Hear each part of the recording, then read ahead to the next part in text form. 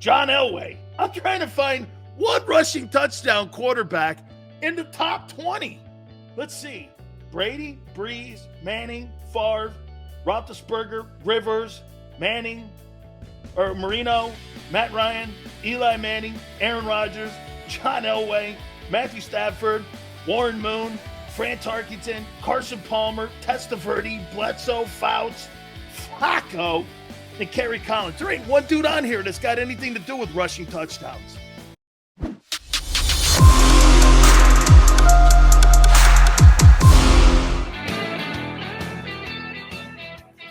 Big Silz, National Football Show. Hit the like button. Thank you so much. Guys, I'm going to make a point of two general managers making a comment about their quarterback at minicamps. And I don't hear the same thing about the Eagles talking about Jalen this way. I'm going to make a comment here, though, for you. But you know what's funny? I want to throw this at you here. So I just made a random comment here to Xander.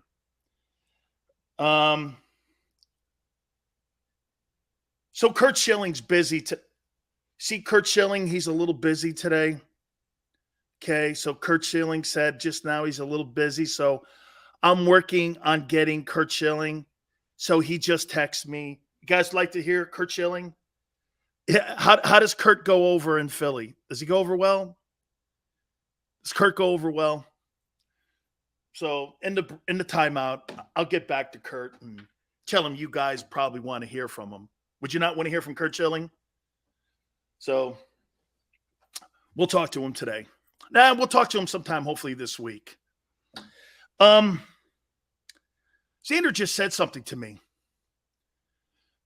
He's like, I go, hey, Big Silz, king of content.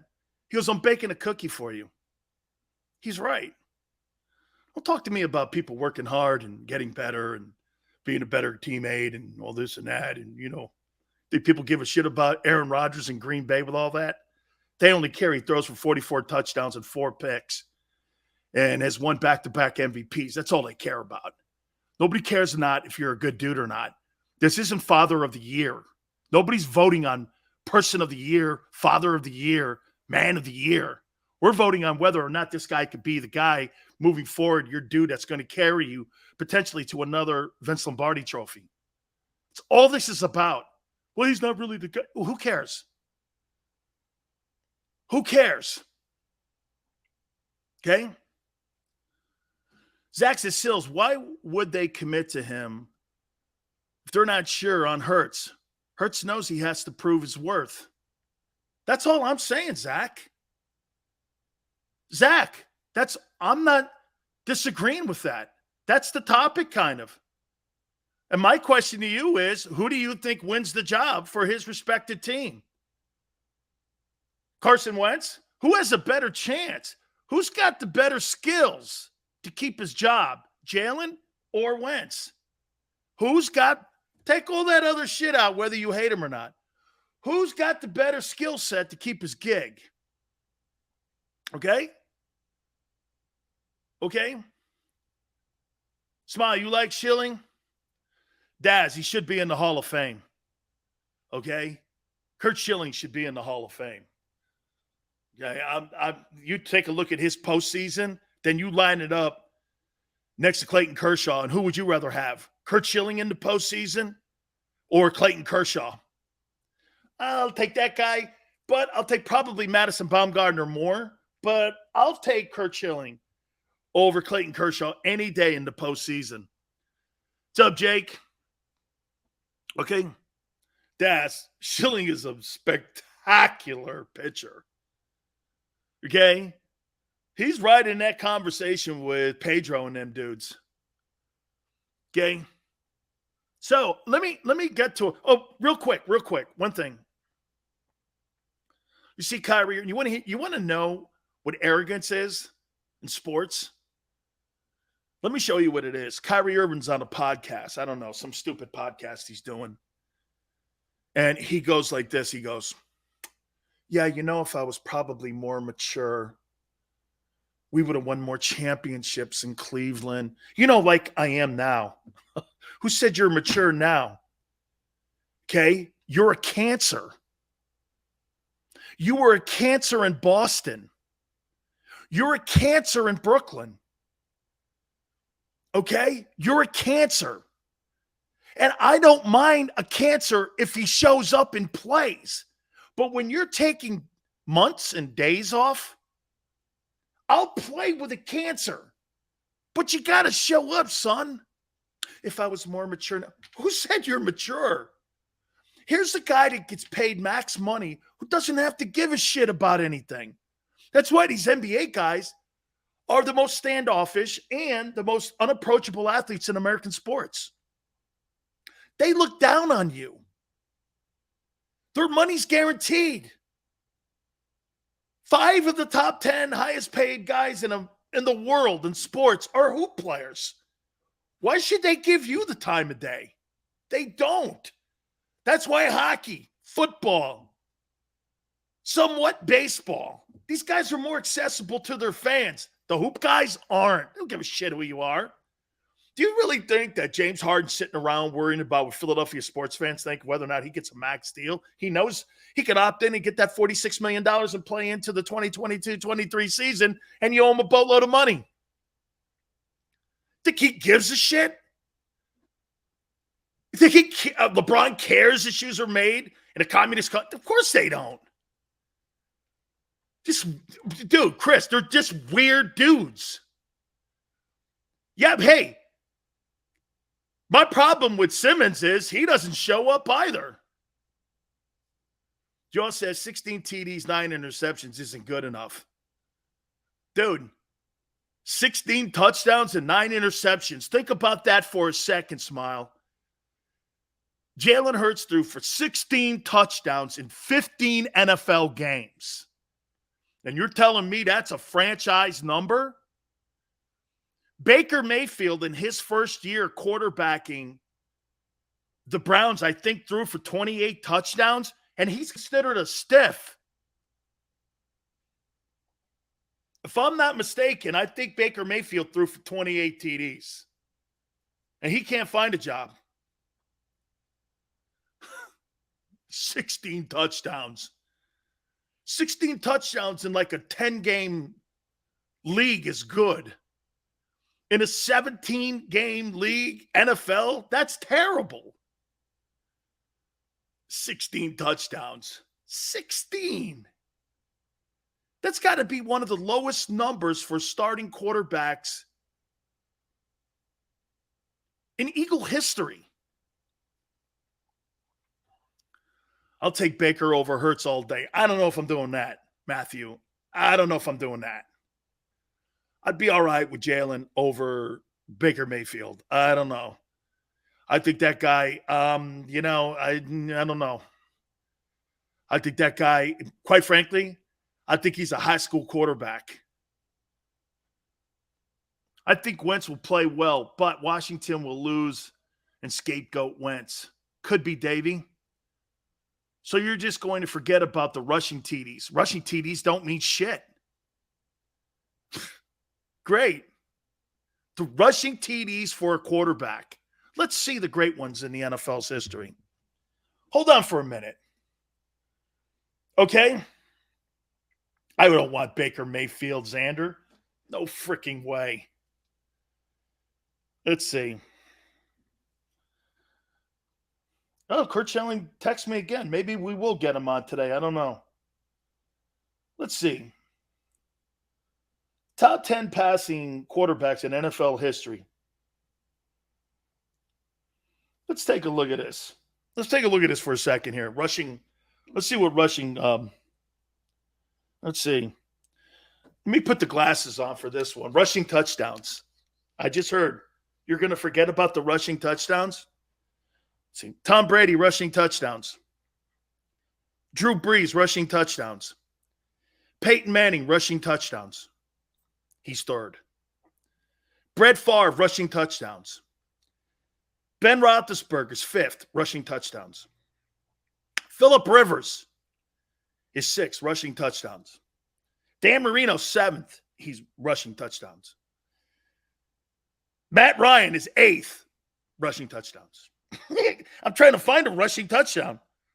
Eli Manning is ninth, rushing touchdowns. Aaron Rodgers, rushing touchdowns. He's 44 TDs to 4 picks. He don't rush for touchdowns. John Elway. I'm trying to find one rushing touchdown quarterback in the top 20. Let's see. Brady, Breeze, Manning, Favre, Roethlisberger, Rivers, Manning, or Marino, Matt Ryan, Eli Manning, Aaron Rodgers, John Elway, Matthew Stafford, Warren Moon, Fran Tarkenton, Carson Palmer, Testaverde, Bledsoe, Fouts, Flacco, and Kerry Collins. There ain't one dude on here that's got anything to do with rushing touchdowns. Majority of those guys are Hall of Famers. Rushing touchdowns. Whew. I don't care how you score, okay? Oh, man. Rushing QBs get killed, short careers. Jack, dead on. Their ceiling's not high. Again, okay, I'm going to give you guys a comment here. So 2 dudes, tell me if you have, here, this is just me talking. Let me give you a comment here with Chris Greer, the general manager of the Dolphins, is saying. Here's a quote today, minicamps. The GM of the Dolphins, Chris Greer, just loves what Tua's doing. He just absolutely loves the fact that he's so engaged. We're really proud of the way he played in the second half of the season. Tua has every chance to be the future of the Miami Dolphins. Everything's laid out in front of him. He's embraced Mike McDaniels and his offense. And we're so looking forward to 2022. They're rooting for him to be the future. Chris Greer goes on to say, we want all doubts to be erased. Okay? Steven, you can call it BS, but at least it's a public statement. Here, Ron Rivera, Carson Wentz, minicamp. Team's embracing him, as the coaching staff is. He's working well with everyone in the huddle. He's going around talking to everyone that's in the Washington organization. He knows this is his last chance, and we're rooting for him. So you have the head coach of the Washington Commanders in a stupid helmet and shorts saying that they're rooting for him to be the future of the Commanders. And you have Chris Greer, the general manager of the Dolphins, rooting for Tua Tagovailoa and saying we want to erase all doubts. What's Howie said about Jalen? Not really anything. Here's 2022.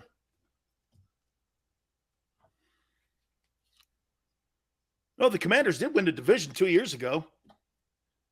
And they're one of the favorites to win it this year. I don't know.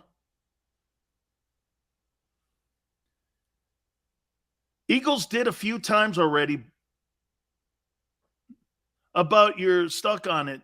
Once after 5 years, he starts going what hurt in English.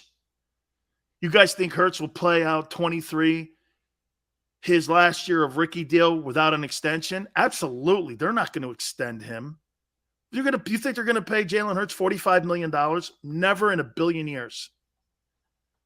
Never. Card saying anything about Kyler? I don't have that. Oh, okay. I see your point.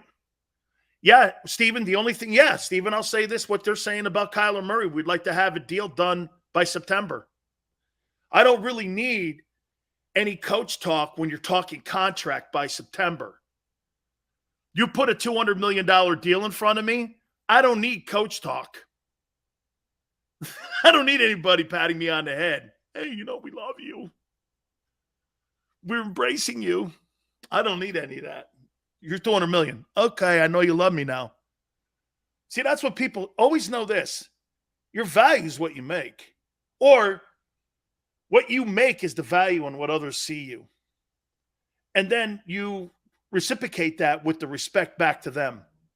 How they see you usually is how they pay you.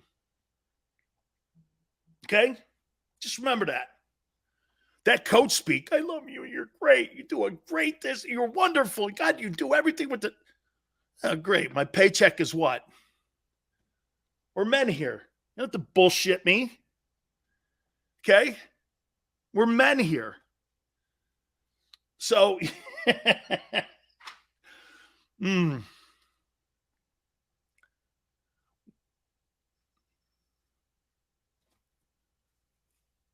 Who do you think is better, Silz, Tua or Jalen?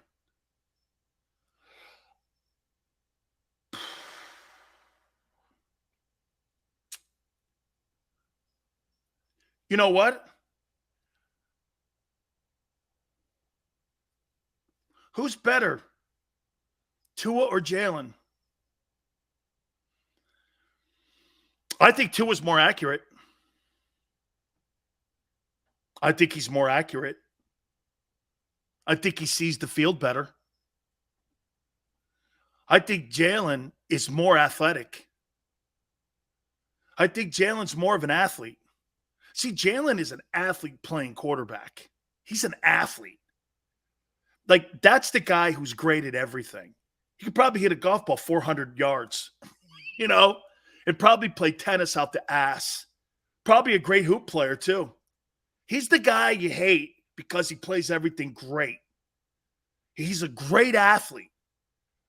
But Tom Brady couldn't jump over a stack of quarters. Neither could Peyton Manning. That doesn't necessarily translate into the position in the NFL.